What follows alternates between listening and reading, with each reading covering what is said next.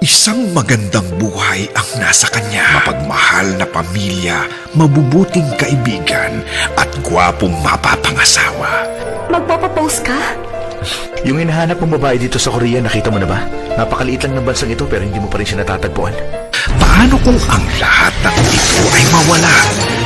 Kalokohan ito!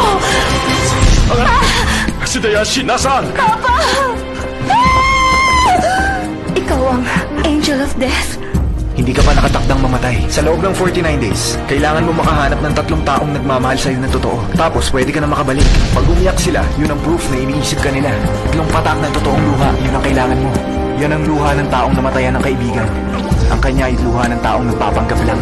Ang luha niya ay purong buro. Ano bang kailangan kong gawin? Ang manguha ng mga purong teardrop ng mga mahal mo. Isang pambihirang pagkakataon ang sa kanya'y ibibigay. Kailangan ko ba talagang gamitin ang katawan niya?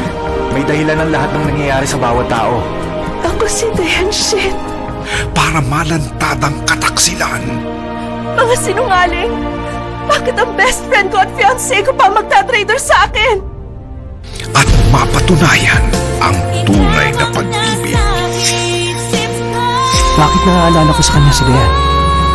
Ngayong Hulyo, ipinagmamalaking ihandog ng ABS-CBN ang isa sa pinakamatagumpay na Korean novela ng 2011. Sinasabi ng isip ko na hindi ikaw si Dayan. Pero bakit iba ang sinasabi ng puso ko? Diyos ko, tulungan niyo po ako.